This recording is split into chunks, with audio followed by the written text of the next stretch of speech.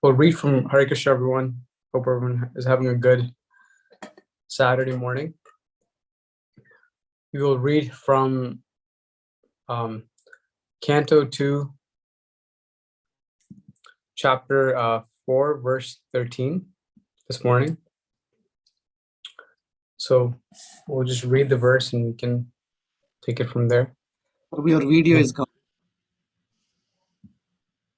Sorry, your video got turned off, Prabhu. Oh, okay. Oops. 1 second, Prabhu.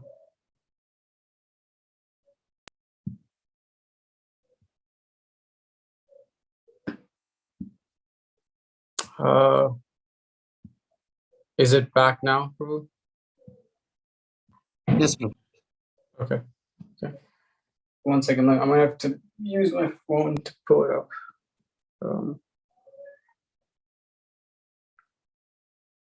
Okay. Yeah. Om Namo Bhagavate Vasudevaya. Om Namo Bhagavate Vasudevaya. Om Namo Bhagavate Vasudevaya. Again, this is Canto 2, Chapter 4, verse 13. Puyo nama sadvrijna chidesatam asambhava yakhila satam murtaye pumsam puna paramahamsya ashrame vyavastinanam anubrigya dashushe. Word by word. Puya, again. Nama, my obeisances. Sa, of the devotees or the pious. Vrijana, distresses.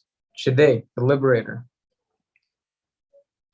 Asatam, of the atheists, the non-devotee demons. Asambhavaya, cessation of further unhappiness. Akhila, complete. Sattva, goodness. Murtaye, unto the personality. Pumsam, of the transcendentalists. Puna, again.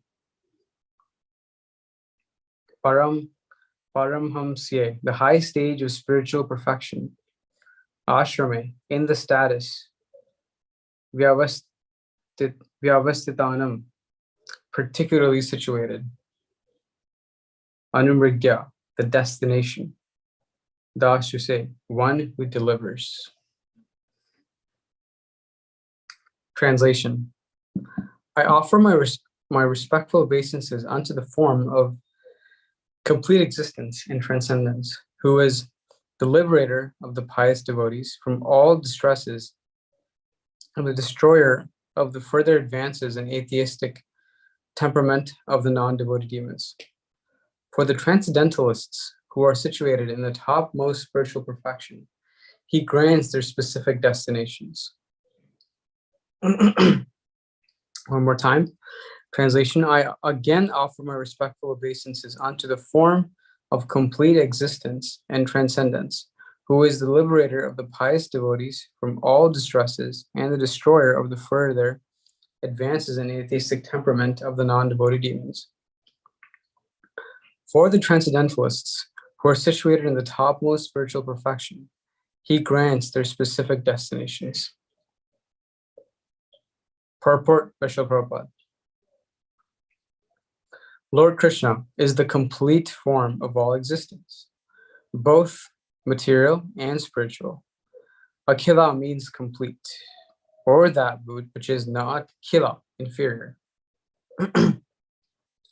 As stated in the Bhagavad Gita, there are two kinds of nature, prakriti, namely the material nature and the spiritual nature, or the external and internal potencies of the Lord. The material nature is called apara, or inferior, and the spiritual nature is called superior, or transcendental. Therefore, the form of the Lord is not of the inferior material nature. He's complete transcendence, and he is murti, or having transcendental form. The less intelligent men, who are unaware of his transcendental form, describe him as impersonal Brahman. But Brahman is simply the rays of his transcendental body, Yasya Prabha. The devotees who are aware of his transcendental form render him service. Therefore, the Lord also reciprocates by his causeless mercy and thus delivers his devotees from all distresses. The pious men who follow the rulings of the Vedas are also dear to him, and therefore, the pious men of this world are also protected by him. The impious and the non-devotees are against the principles of the Vedas, and so such persons are always hampered from making advances in their nefarious activities. Some of them, who are especially favored by the Lord, are killed by him personally, as in the cases of Ravana, Hiranyakashipu, and Kamsa, and thus such demons get salvation and are thereby checked from further progress in their demonic activities. Just like a kind father, either in his favor upon the devotees or his punishment of the demons, he's ever kind to everyone because he's the complete existence for all individual existence. The Paramahamsa stage of existence is the highest perfectional stage of spiritual values. According to Srimati Kunti Devi, the Lord is factually understood by the Paramahamsas only. As there's gradual realization of the transcendence from impersonal Brahman to localized Paramatma to the personality of Godhead, Purushottama, Lord Krishna, similarly, there is gradual promotion of one situation in the spiritual life of sannyas. Kutichaka, Bahudaka, Parivrajacharya, and Paramahamsa are gradual progressive stages in the sannyas order of life, sannyas. And Queen Kunti Devi, the mother of the Pandavas, has spoken about them in her prayers for Lord Krishna. The Paramahamsas are generally found among both the impersonalists and the devotees, but according to Srimad Bhagavatam, as clearly stated by Kunti Devi, pure Bhakti Yoga is understood by the Paramahamsas, and Kunti Devi has especially mentioned that the Lord descends, especially to award Bhakti Yoga to the Paramahamsas. So ultimately, the Paramahamsas, in the true sense of the term, are unalloyed devotees of the Lord.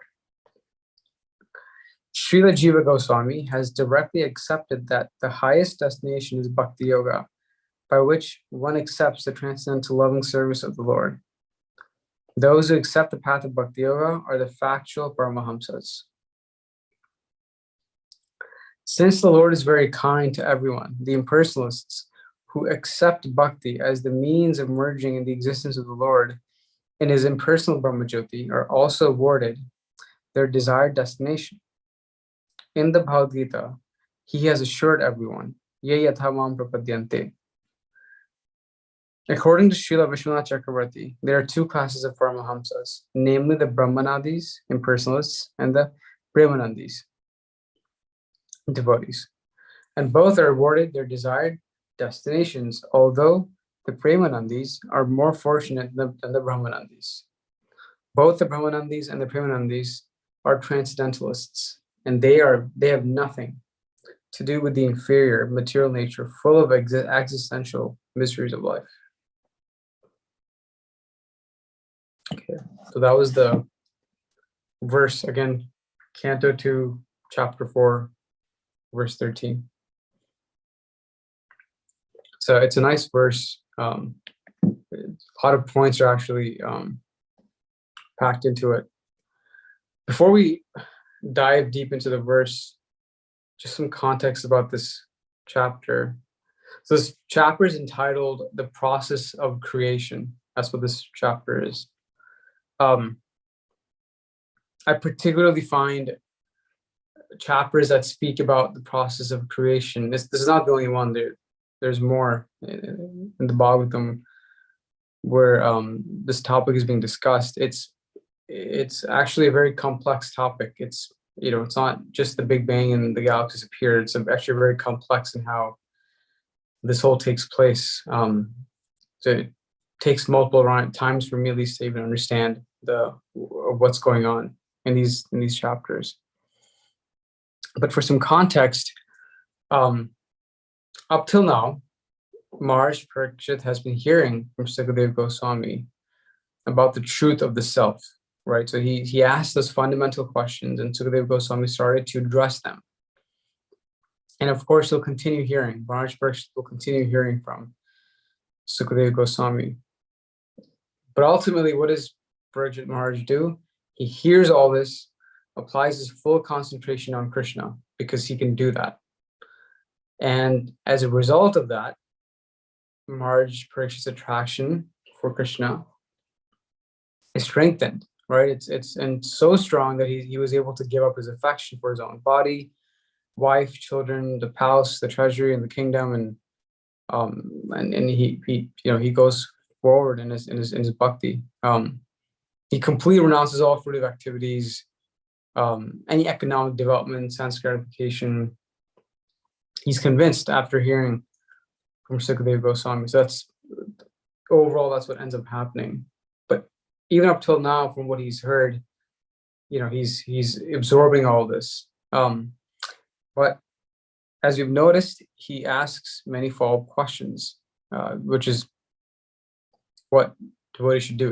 Having constant inquiry into advance their devotional practices. And so at this juncture, Parikshit Maharaj asks Sukadeva Goswami, thank you for telling us about, how to know about the self, but how does Krishna actually create and maintain these universes? What goes into it, into the creation and the maintenance of the universe? And he says, all these energies seem really inconceivable. They seem so tough to understand by even the greatest of scholars. There's the material energy, there's the spiritual energy. He expands in many forms, he doesn't sometimes. I just don't understand this. Can you explain this to me? And so those are the questions he's posed earlier in this chapter. These are the questions he's presented to Sukadeva Goswami. And so Sukadeva Goswami is starting to answer them. And before he answers this question, he offers his obeisances and glorifies Krishna before answering Parikshit Maharaj's question. And so that's the section we're in now. Sukadeva Goswami is just glorifying the Lord before he goes to answer Parikshit Maharaj's question about creation and maintenance. And this theme of where Sukadeva Goswami or whoever's being answered a question, they first glorify the Lord, they address the Lord, or whoever that might be. We see this again and again, right? In the Bhagavatam, where someone is asked a question, that person first glorifies the Lord, and then he goes and answers the question. So that's what's taking place in this particular section of verses. And the specific verse, again, 2:4-13, Sukadeva Goswami is qualifying the Lord before he answered that question. So he's, as the translation said, he's offering his obeisances to Krishna, who is the form of complete existence and transcendence. There's like almost four things that are described in the translation, which Sukadeva Goswami is identifying the Lord as these four different types of qualities about him. He's saying he's calling out these four different qualities about the Lord as he's glorifying him. So one of them is, hey, Krishna is the form of complete existence and transcendence. Second one he says is, he's the liberator of pious devotees from distress. And he specifically chooses the word distress when he says this, right? And the next one he says, for transcendentalists or Paramahamsas who are situated in topmost spiritual perfection, he grants specific destinations. Again, very specific in what he's saying. And then the last quality he calls out is that he's a destroyer of further advances in atheistic temperament of non-devotee demons. So these are the four different qualities he calls out in this translation, or the four ways he identifies the Lord. And it might feel that with each person, Krishna is interacting with them in a very unique way. right? And so in the purport, Srila Prabhupada starts to break this down and explain step by step as to what's going on. So some of the main points that Srila Prabhupada talks about, he first begins by explaining this quality of Akila, right? Because again, he's saying that Krishna is the complete form of all existence, spiritual and material. So he's all encompassing. He's Akila, he's fully complete. And so he's making sure that the Lord isn't someone who is partially there or is partial form or there's something else that is remaining. He's the full, complete form. And then he breaks that form into two kinds of nature, which we read in the purport. There's the material nature, the upper or the inferior energy, and then there's the spiritual nature, which is the superior or the transcendental energy. And in the spiritual nature, the form of the Lord is spiritual. And then, of course, Prabhupada talks about the three kinds of devotees that Sukadeva Goswami talks about in the translation. Again, those are devotees who are, who know of his transcendental form, render him service, and the Lord reciprocates to them with his causeless mercy and delivers them from any distress that might, take place on them. The Paramahamsa stage that Krishna talks about, that Sukadeva Goswami talks about, is the highest perfectional stage of spiritual values. And in fact, he says the Paramahamsa stage is one of the progressive stages in sannyas, and he breaks those stages down in the purport. And Paramahamsa is the highest stage. And in fact, he says the Paramahamsa stage is the only one that can really understand, or is one of them that can really understand Krishna. And then I thought a really interesting point that is made here is this third category, which is the non-devotees, or he calls them, non-devotees or impious devotees, who are hampered from making advances in nefarious activities. So he's saying that Krishna prevents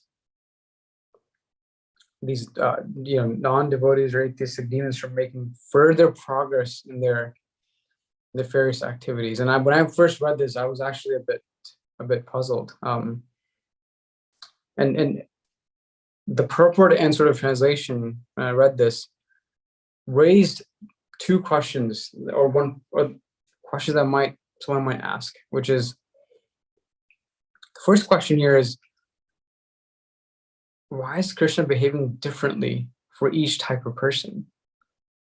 We just read three types of people in this section, right? And he says, for the transcendentalist, I do this. For the pious devotees, I do this. For the atheistic people, non-devotees, I do this. So why is Krishna behaving differently for each type of person? We hear that he's impartial. So what's going on here? That's one question that is raised. The second point second question that might come up is, we often see how Krishna provides his mercy to the devotees. There's countless pastimes of that in the Bhagavatam, how he provides his mercy to the devotees. But how does he provide that mercy to the demons? Again, Sukadeva Goswami is saying, sorry, I don't know why my thumbs up went up on my end. Ignore that, devotees. He's saying that, for pious devotees, I remove any distresses. For Paramahamsas, I give them the specific destinations. For the non-devotees or demons, he prevents any further engagement in negative activities. He's making that point. But then when we read the pastimes, we often see the mercy upon devotees, but when it comes to demons, we just see these demons getting worse and worse over time, to the point where Krishna has to kill them. You don't really see the idea of their nefarious activities being curbed, which is the point that is being made in this purport and translation. And so I thought it would be nice to explore these two questions. Why is Krishna behaving differently? And then the second question about, is Krishna really preventing the demons from engaging in bad activities? So I figured with these two, we could explore this verse and unpack it a bit more. So to the first question which is, is Krishna behaving differently to each type of person? So Prabhupada addresses that in the purport, actually, with the Bhagavad Gita verse chapter 4 verse 11, right? He says, I'm just pulling the verse.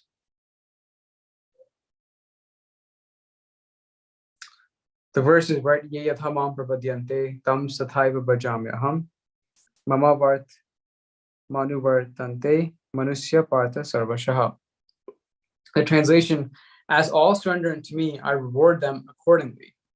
Everyone follows my path in all respects, O son of Pratha. So he sets that expectation very clearly up front.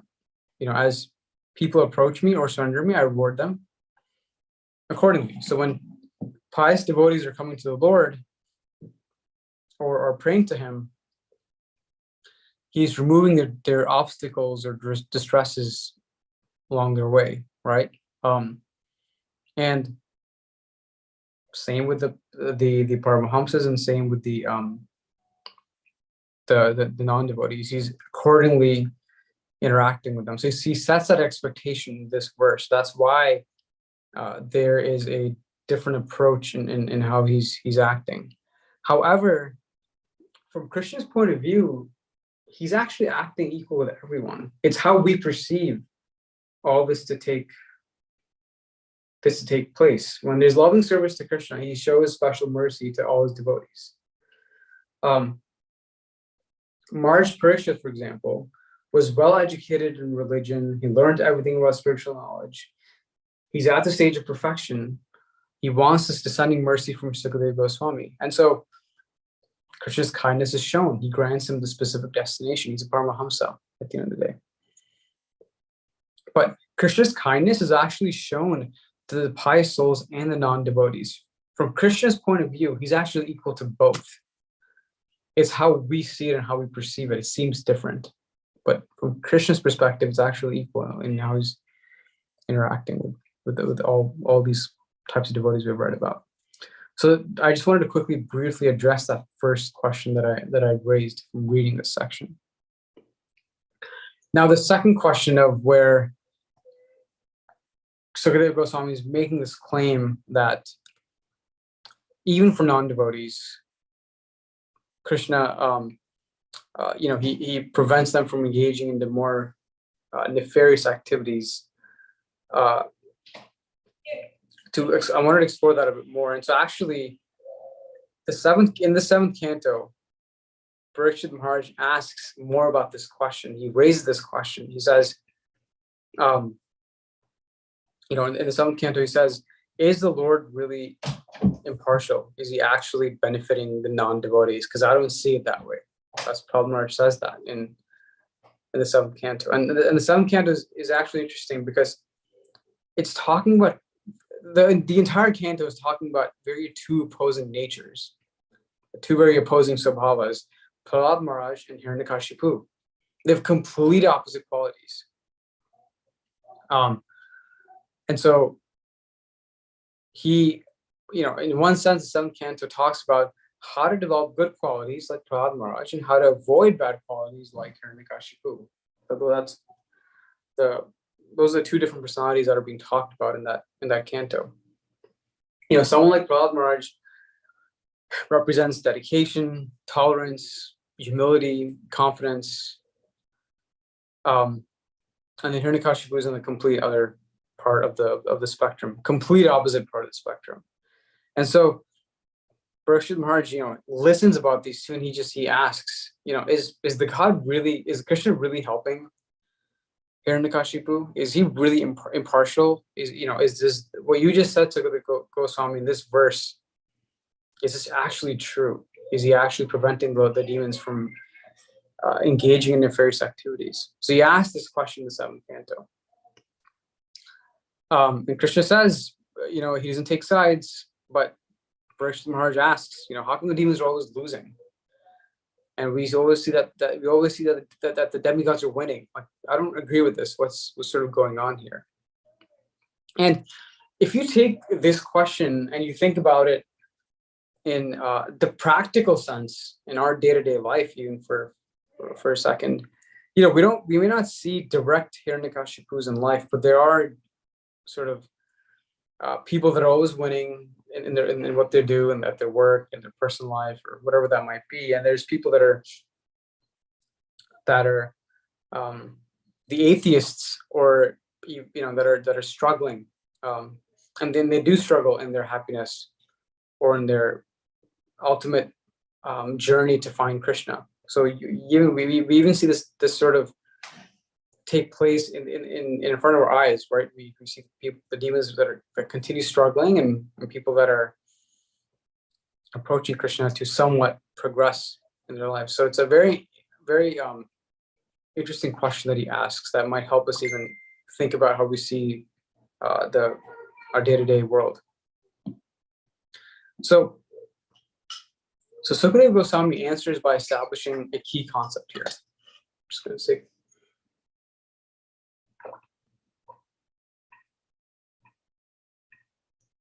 To answer this question, he establishes this very key concept, which is that all common men like us, we have desires that we want to achieve. We have some sort of desire that we've come up with, and we want to achieve that desire. And people that help us in achieving that desire, we call them our friends. People who stop us from achieving those desires, they become our enemies. And that's how we see people around us. People who help us towards our path, friends. People that distract us from that path of achieving those desires, we call them enemies. Naturally, our heart opens up to someone when they help us and they become close to us. And so this whole concept of good and bad is based on our perception. That very same person who you consider to be bad might be good in the eyes of someone else. It's very subjective. It's not very objective. And so Sukadeva Goswami is establishing this big sort of flaw in how we identify good and bad, how we identify friends and enemies. And he says that, on the other hand,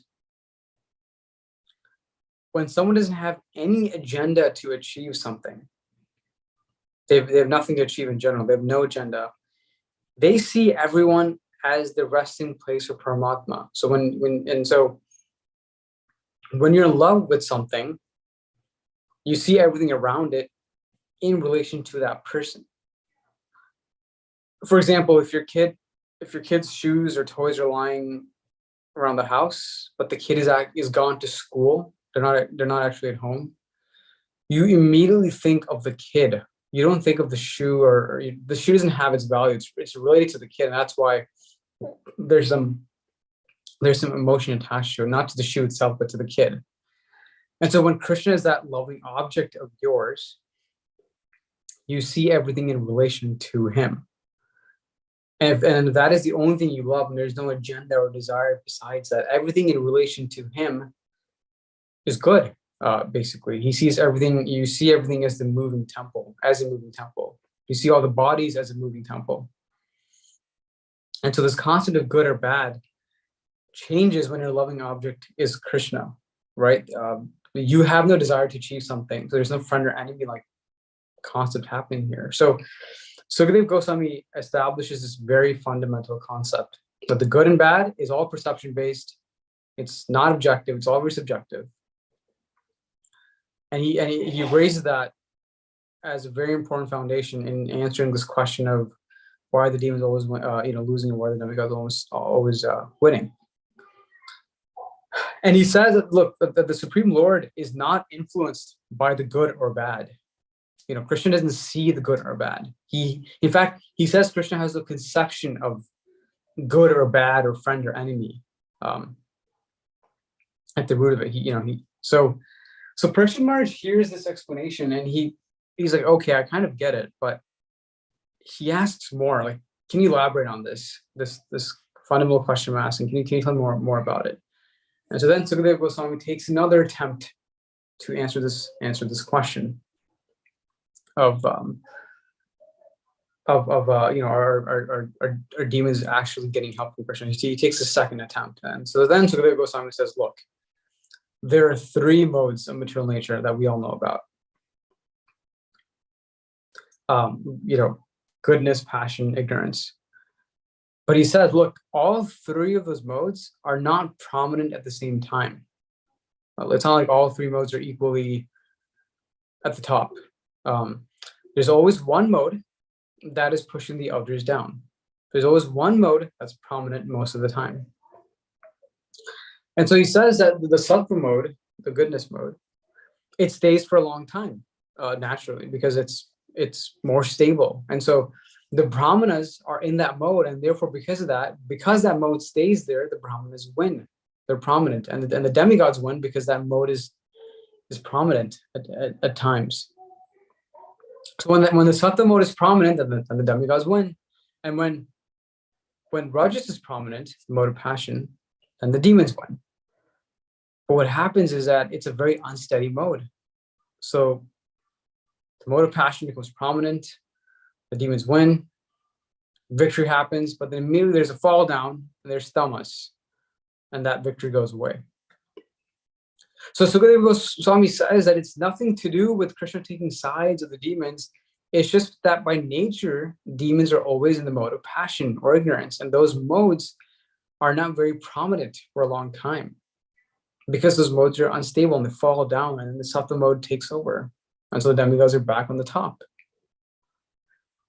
So he gives a second sort of attempt to explain this question of Parikshit Maharaj. Parikshit Maharaj still sort of takes it in, but it's still, he wants more elaboration and explanation on this concept. So then Sukadeva Goswami takes his third attempt to explain this. He offers more detail into trying to answer this question.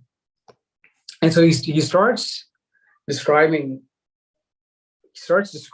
this this very particular story of Shishupal and Krishna, or the whole relationship between them, to answer this question of how is the Lord hampering the advancement into nefarious activities for non-devotees. And so one time, Yudhishthira Maharaj is doing his Rajasuya Yagya, and he calls all the important people in that ceremony, including Shishupal is there also. And in this part of the yagya, there's a part where the most reverential person is offered the puja first. So as part of this yagya, the most reverential person is given that puja, the first thing. And so everyone agrees that Krishna should be offered the yagya first, except for Shishupal. He's the one person that disagrees with that. And so some background before what happens here is Shishupal was born with 4 arms, actually. That's why he was born with 4 arms. And at that time, there's a voice from the sky that addressed the mother of Shishupal saying, hey, your child has 4 arms, but don't worry, 2 of these arms will disappear. The person who's supposed to kill this baby, in that person's presence, those 2 arms will disappear. So don't worry. And by the way, Shishupal's mother was the sister of Devaki. So Krishna and Shishupal were actually cousins. Krishna's mother Devaki was the sister of Shishupal's mother. And so when Shishupal's mother heard this from the voice in the sky, it was sort of bittersweet news. She's being told that these 2 arms will disappear, but they will disappear in the presence of the person who's going to kill Shishupal. So finally, at some point, Krishna comes to see Shishupal, at some point in their lifetime, they meet for the first time. And Shishupal's two hands disappear, right? And Shishupal's mother realizes, oh, so Krishna is the one that's going to kill my son at some point. And so Shishupal's mother goes to Krishna and says, can you just please forgive him and not kill him? It seems like you will be the person that will ultimately kill him based on the voice from the sky. So she says, just please don't kill my son. And imagine how Devaki must have felt hearing this plea, because each of her sons were mercilessly killed by Kamsa, right? Each kid that was born, Kamsa mercilessly killed them. So Krishna says to Shishupal's mother, okay, fine. But look, the karmic reaction must take place.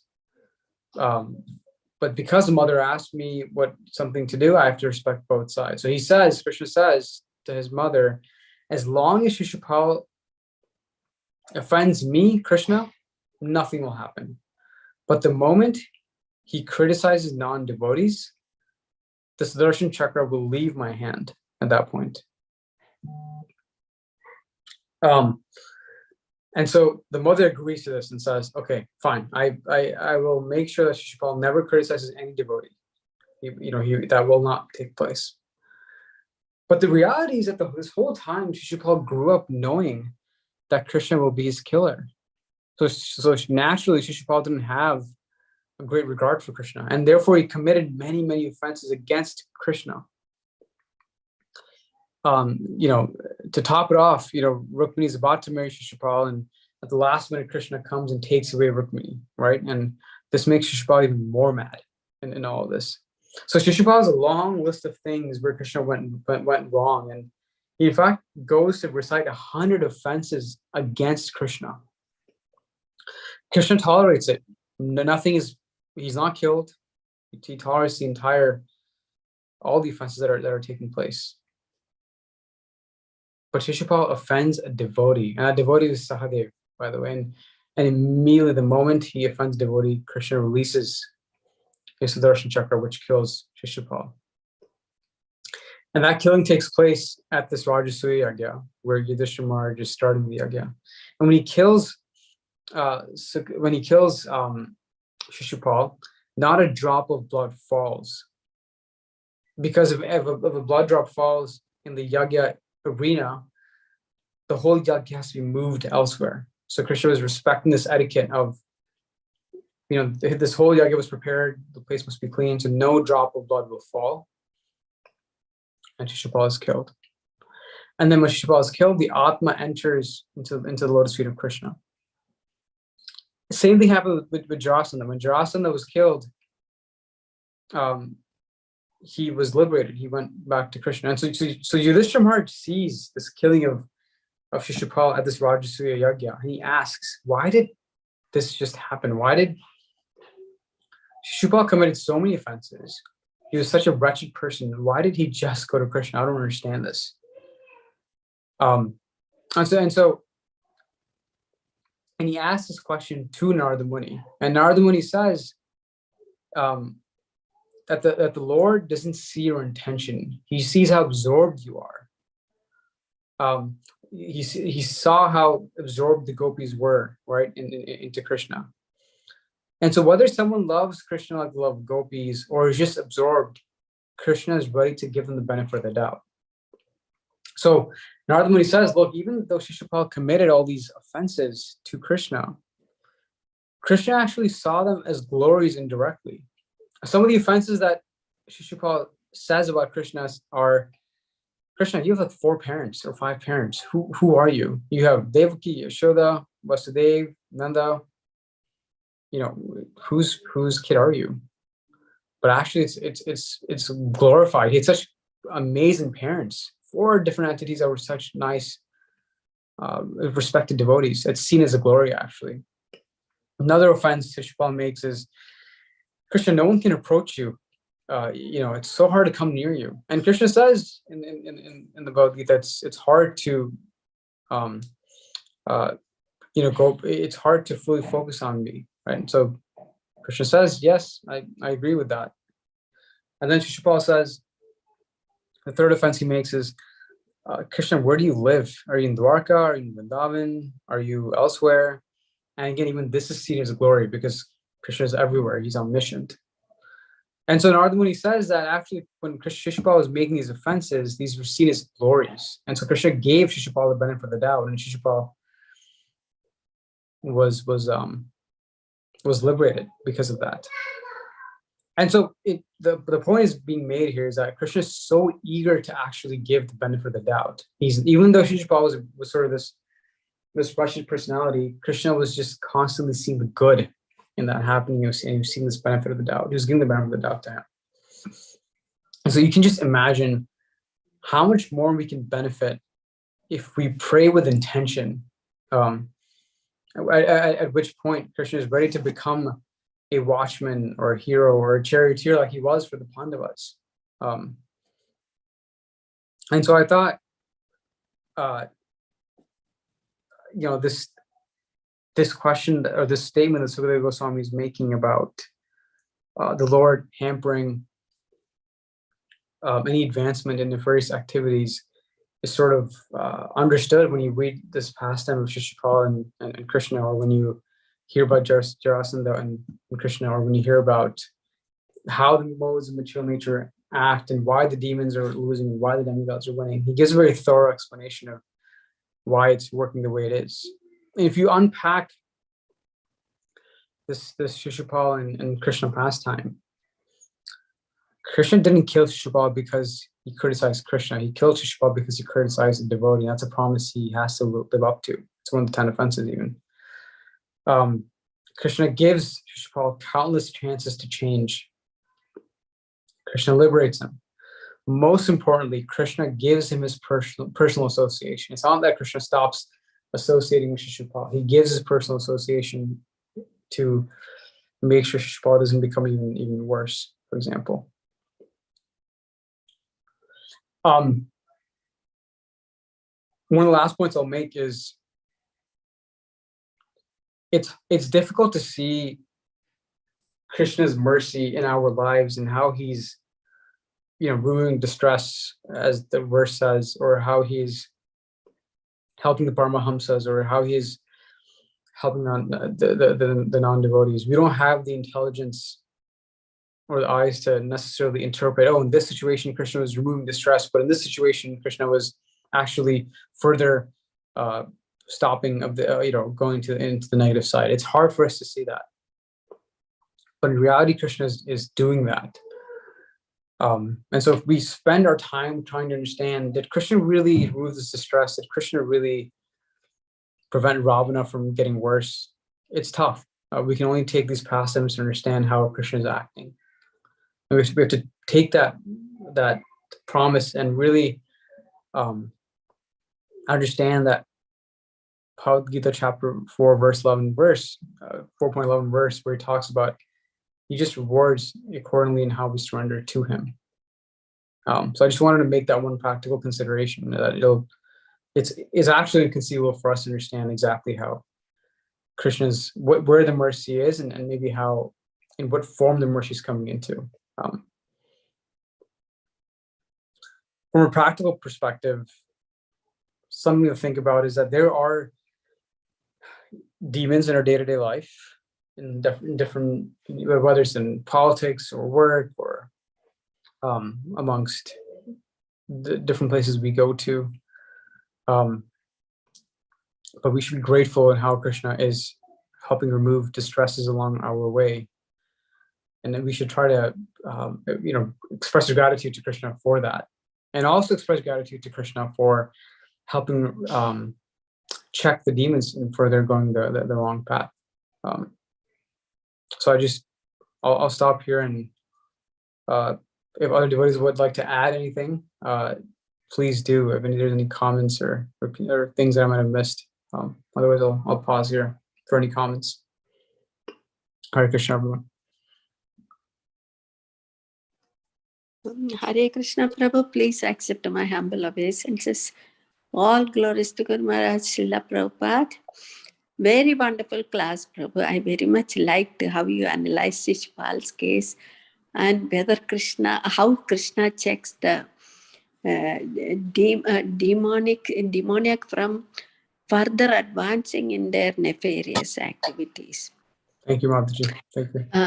But my question is, when Krishna says in Bhagavad Gita that those who are this is in the divine and demoniac chapters, I think, those who are demoniac, he throws them into even worse wombs where they will go down and down, So he's not, that way he's not checking the progress of the demoniac in the, he is further allowing them to go, in the worst direction.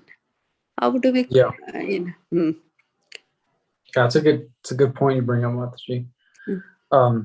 Just to repeat the question, you're saying, in the divine demoniac chapter, Krishna says he throws the demons or the demoniac into worser stages, actually. So how do we reconcile that with Krishna preventing from demons advancing into nefarious activities, right? That's the question. I don't have an accurate answer to this, but maybe the way I can maybe understand this is actually in the purport of this verse. Prabhupada says that Krishna will, when he's addressing these demons, they sometimes have to learn lessons so they don't make further progress into the demoniac realm. So you might have to get hit a couple times or lose a couple times for you to learn that this is the right path, in fact, and this is not this other path that I've been progressing. So Prabhupada talks about that in this purport. So I wonder, so one part of it is that Krishna is making sure you learn the mistakes, you learn from the mistakes you're making, so you can actually come back to him in the proper way. The other part I'll say is that as we think about the Shishupala pastime, or even the Jarasan pastime, for example, or Ravana, or Hiranyakashipu, Kamsa, all of them were absorbed in Krishna in some way, shape, or form, whether the intention was right or not. It was actually, the intention was very negative, in fact, if anything. But Narada, when he says that, Krishna looks at the absorption, not the intention, and so therefore all these demons were actually delivered, right? They went back to, they achieved liberation. My sense is that if there's zero absorption in Krishna at all, then perhaps you go to the lower planets, you learn your lesson, you come back. Those are two different points that come to my head. What Prabhupada talks about in the purport, and if we analyze this point about absorption that Narada makes, perhaps I would understand this.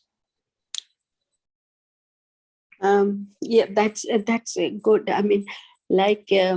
We understand, like Shishupal or Hiranyakashipu, for that matter, they are in fact worshipping Krishna in that mode of anger, and they are making progress back to their return to the spiritual world. But when we think of, like Krishna says, these demons, they are going to destroy the world. These other normal kind of demons, they are going to destroy the world. And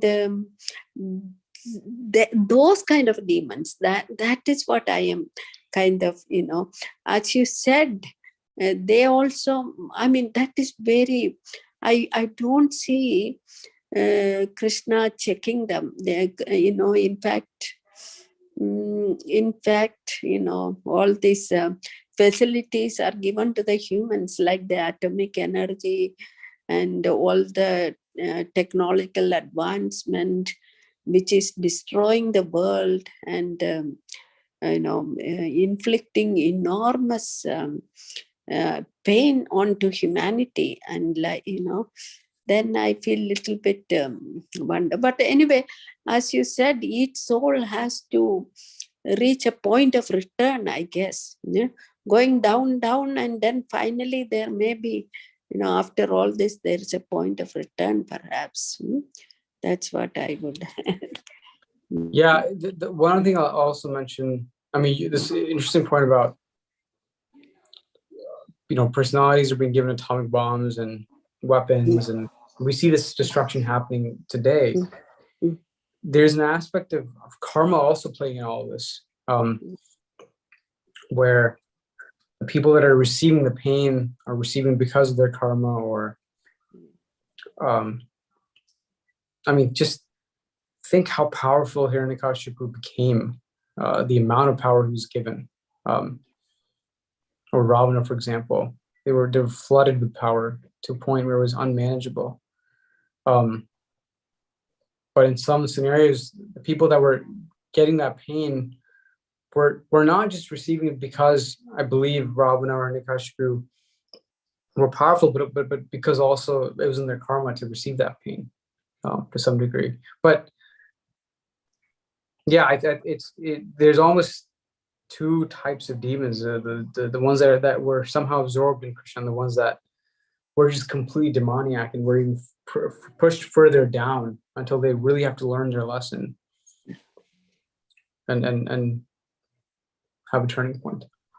Curious if others have any comments to Sunday Mataji's question. I might be missing something here. Hare Krishna Prabhuji. Thank you for the wonderful talk today morning and the wonderful discussion going on with Sandhya Mataji. So wonderful.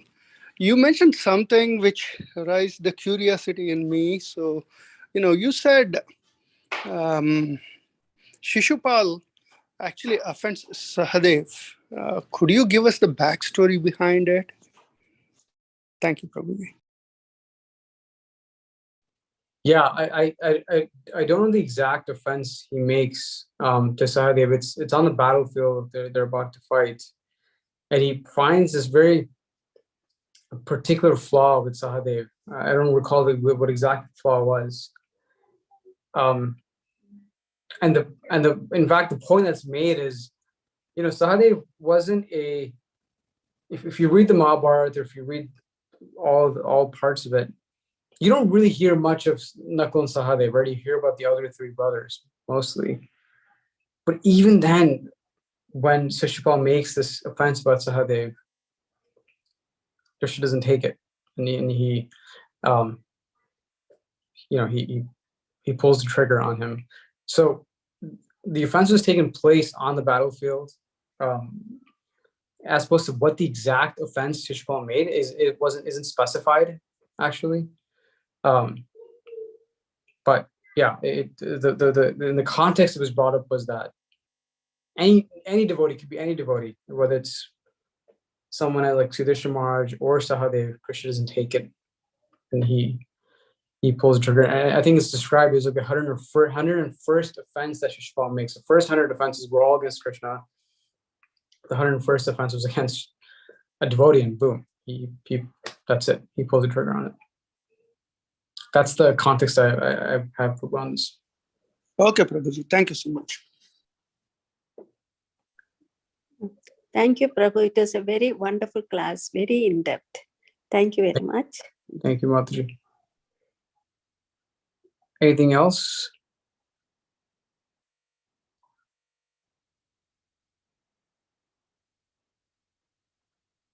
Okay, we'll end here. Thank you, everyone. Have a great Saturday and amazing weather out here. Hare Krishna. Hare Krishna Prabhu. Thank you so much. Krishna is very kind.